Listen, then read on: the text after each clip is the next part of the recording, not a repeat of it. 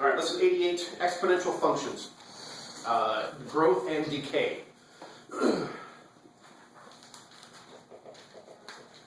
Exponential growth or decay. Have you heard anything from any other class or just from your knowledge of life and the world in general? Exponential growth. Have you ever heard that phrase somewhere, and what is it talking about? Well, I've heard it. Okay. You remember what the context was? I just think gradual, something. Over time. Yeah, over time means if something grows, gets bigger, there gets to be more of whatever it is over time. And specific exponential growth means that it's an exponential sort of thing, as opposed to, for example, linear, etc. Mr. Graydon, Yes? could you do problem 1 of lesson 38 as an example for this? Sure. So we'll jump ahead to calculus real quick. Number, let me get there in a minute. So just leave the concept and calculus. Possible. Okay. There's one equation for this, and that is, if you ever see this in a different book, it might look a little bit different, but the idea will definitely be the same. What this means is, A is the amount of whatever it is we're talking about. Number of bacteria in a petri dish, number of dollars in your bank account, number of uranium atoms, whatever, is the amount. And so the A sub t is the amount at time t. Whatever the time is measured in these problems. Sometimes it's, I don't think we will be doing anything in seconds. Usually it's going to be years or days, but it could be any unit of time. However many units of time have passed, it's that many t for time, and so A sub t is the amount after that much time has transpired. And then A sub 0, also known as A naught, N-A-U-G-H-T, naught being an older, fancier word for zero or nothing. So if you ever hear someone say A naught or X naught, something naught, this is what they're saying. They're not saying N-O-T, it's N-A-U-G-H-T, which means nothing, zero, which is a zero here. And what this means, this is the amount at time 0. At time 0, also known as your beginning amount or your starting amount.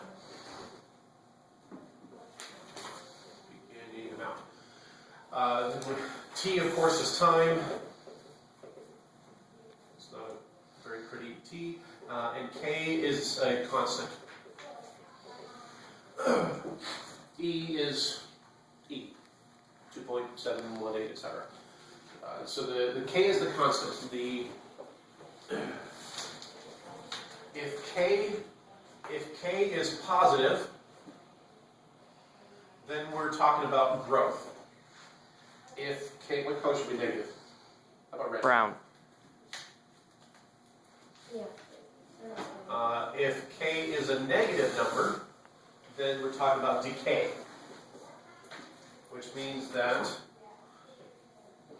if K is a positive number, then the graph is going to look like this. If K is a negative number, the graph is going to look like this. So we pretend it's more a curve than that. It's going to decrease over time. So usually these problems, the answers to have a graph. Usually, I don't think it specifically asks for the graph. Okay. The way it typically goes is they will give you some information and you have to use this formula to answer the question. Usually using this formula to answer the question involves finding K as one of your first steps. So let's see what that is actually going to look like. Which problem did you ask for, Luke? Number 1. Number 1 on 38? Yeah. Okay, that'll be nice. Let's say the hole kept getting larger. Oh no! In fact, the volume of the hole increased exponentially. And so there's that key phrase that lets us know that it's one of these kinds of problems. It is growing exponentially. Holy growing hole. Okay. At midnight, the volume of the hole was 10 cubic meters. So what that's saying is that our beginning amount, in this case it's actually a negative amount, it's the size of the hole. But the point is, whatever it is that we're measuring, the beginning value is 10, and that's at midnight. I'm just going to write that down. The hole was 10 cubic meters. 2 hours later, so there's our cue, that our time is measured in hours, and this is 2 hours later. So what it's telling us that the amount at time 2, or the size of the hole after 2 hours, it was 15 cubic meters. What time will it be when the hole gets to be 30 cubic meters? So it's saying, it's asking for at 30. No, Let's it's a T equals 30. Yeah. Let's come back to this. Let me come back to this one. I'll come back to that. This would be the example from this book first. Example 88.1. 88.1. The number of bacteria present at noon was 400. That means our starting amount was 400, and that's at noon. 9 hours later, the bacteria numbered 800. So our amount at time 9 is 800. So what I can say is that our amount at time 9, let's see, at a time of 9, the amount at time 9 was 800. We don't know what K is, and our starting amount of A naught was 400. Now we have enough information to solve for K. We do? Yep. 800 equals 400 e to the K9 power. K is the only unknown in this problem. Oh, okay. So how can we solve? So we can solve for K by doing what first? Algebra. Uh-huh. Divide by 4. Okay. Cancel, cancel, cancel, cancel, and this reduces to 2. So now we have 2 equals K, or e to the 9K power. What would you do at this point? Take the natural log. Uh-huh. Take the natural log of both sides, so that then you can move this out in front, and we have ln of 2 equals 9K times the ln of e, which equals 1. So you can divide both sides by 9, cancel, cancel, and K equals whatever that comes out to. Now the green book, we'll use a decimal here. For some reason the calculus book likes to leave it as an expression here. Feel free to do that. I'm okay if you convert it to a decimal. Okay. I don't see any particular advantage at the moment to doing it the other way. 0.12.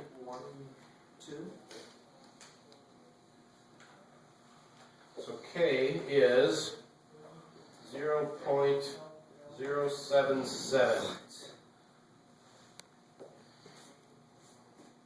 0.16. While you're working these problems, since K is in the exponent, at least while you're working the problems, you want to keep at least 4 or 5 digits of accuracy. And in this case, that means this is going to be starting here. So I want you to at least have 0.07702 or maybe 0.077016. I find it easier to just use the value from the calculator than I get all the digits of precision going forward. So now we solve for K. Now what is it asking for? It says, assume exponential growth, which I did already because I used this formula. Find the number of bacteria present at noon the next day. So we are looking for a specific amount at what time? T equals what? Equals 24. We're talking about 24 hours later. If this is at noon and this is 9 hours later, then this whole thing, we have to be consistent with our units for time. And so if it's noon the next day, we have to use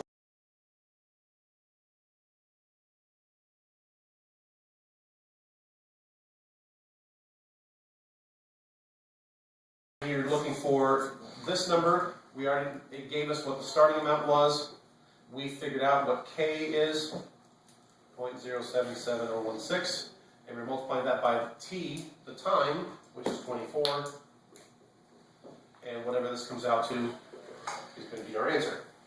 So what I'm going to do is I still have this number on my calculator screen. I'm going to multiply that by 24, and then raise e to that power and multiply by 400, and I get 2,539.842 roughly. And what's the question here? It says the number of bacteria.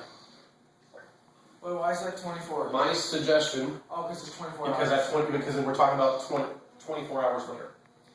Now, this one here, what does the book do? The books. Do you think it's fair to say that our answer is 2,539.842 bacteria? No. Why not? Because you can't have 0.8 bacteria. Yeah, 0.8 bacteria is rather nonsensical, so what you should do is round it. I'm not sure what the... The book runs 2530. 2539.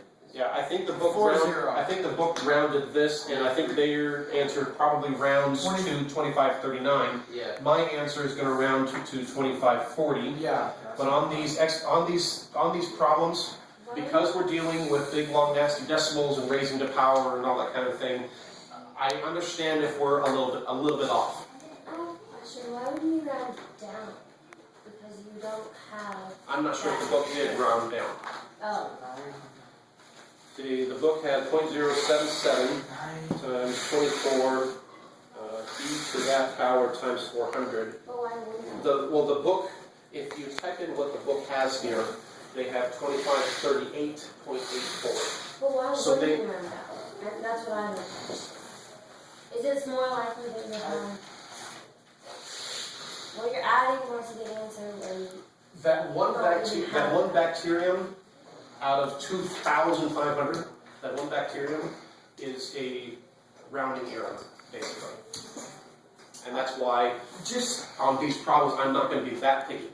Now, if your answer was 5,239, then you're just wrong. yeah. How do you? Yes. just out of curiosity, I will use the formula because it's easier, but why can't you just divide 9 into 800 to find out how much it takes per hour to multiply by 24? Because it's an exponential growth, not linear. It's not the same amount of change between hour 1 and hour 2 as it is between hour 2 and hour 3. See, definitely. And it's different between 3 and 4, different between 4 and 5, because it is increasing exponentially. Okay. The rate of change is changing. It's acceleration. Yeah. Due to gravity.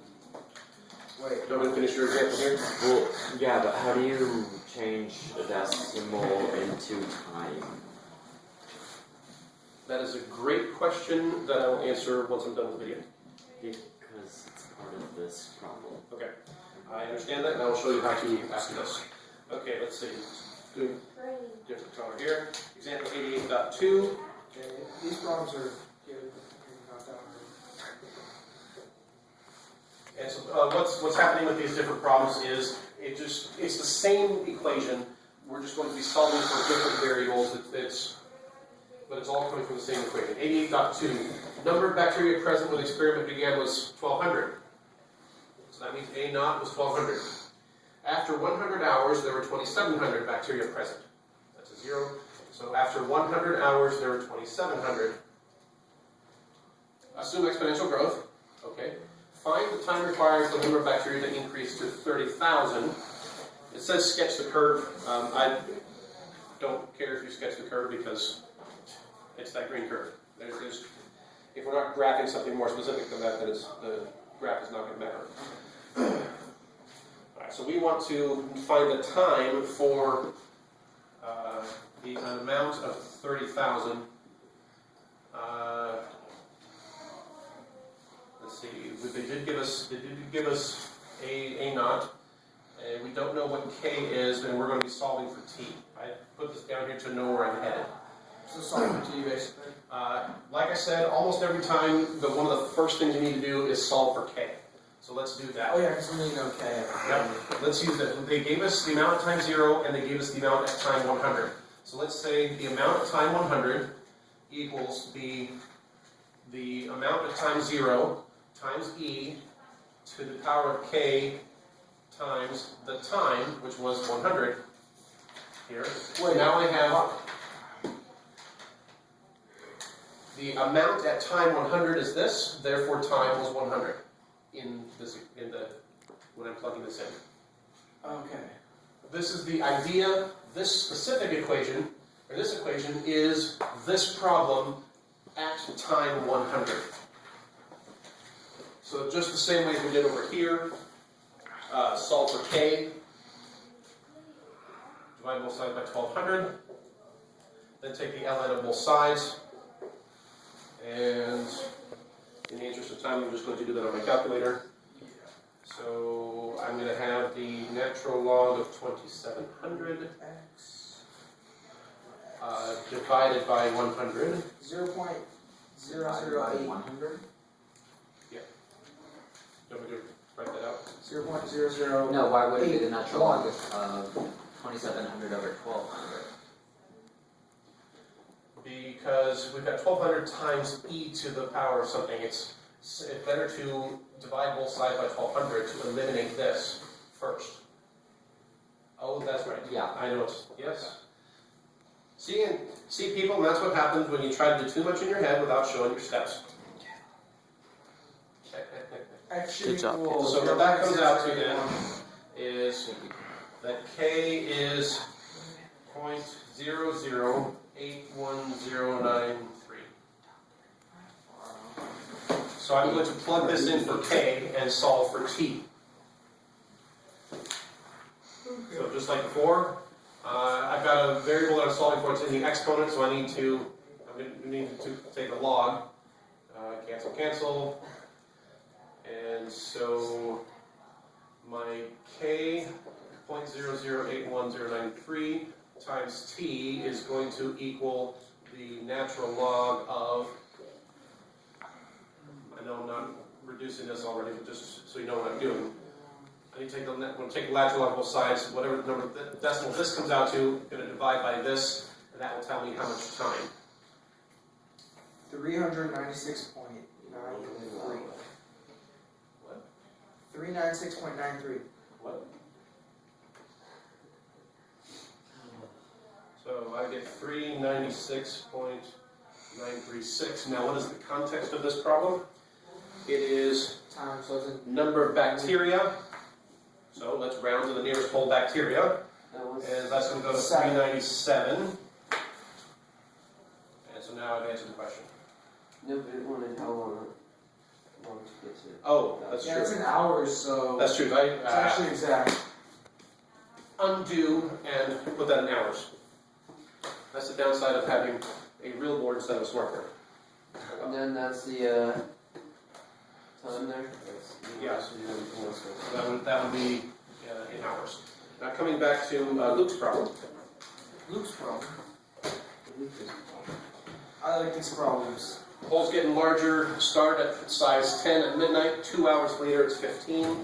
And the question is, what time will it be when the hole gets to be 30 cubic meters? And so we want to know when the size or amount is 30.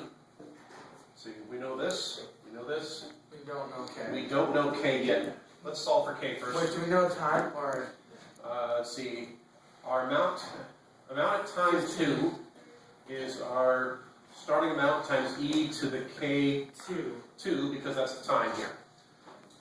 So those of you with the calculator, actually everyone get your calculator, not you because you're filming, thank you. Everyone else get your calculator out please and solve for k. Now.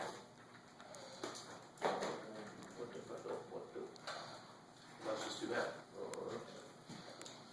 You get 0.2027. Okay, let people catch up, Susan. Sorry. I don't know how to do it. Okay? Take your 15, divide by 10. Wait, you mean the other way? Oh, wait, no, sorry. Now take the natural log of that. Hit enter. Then what you could do is you can do natural log, the Ln button. You have a button or a shift, yeah, you have an Ln button, and then if you do second, you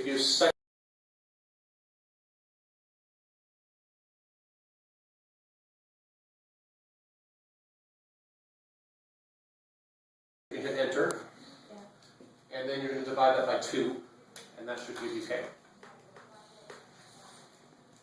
So You get this number here? 2, 7, 3. Excellent. So this is K.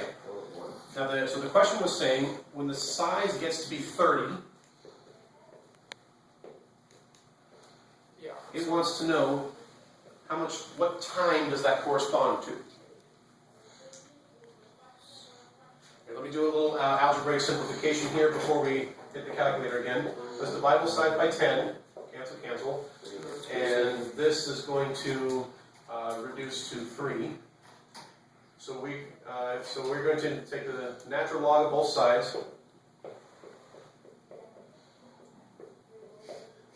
Okay, so what you're going to do on your calculator then is you're going to do natural log of 3.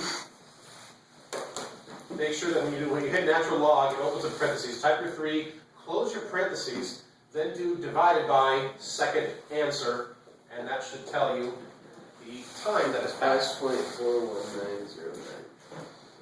What? 5.41909, 41909. etc., etc. Now, just because I'm going to be nice to Luke and tell him the answer to his question anyway, even though I told him I wasn't going to, the question for this one is, what time will it be? Well, we give time in hours, minutes, and seconds. Your calculator has the capability to do that. If you, with that answer on your screen, if you hit the, I always forget off the top of my head, I think it's angle, so second function angle, I think it's your apps button, and arrow down to, the command you're looking for is arrow DMS, which means convert to degrees, minutes, seconds notation. Second function, what? Angle. It's the apps button, so second angle. Yes. Second button. Yeah. And then you hit enter, and what do you get? 5 degrees 25 inches feet, 8.481 inches. 8.1? 8.481 inches.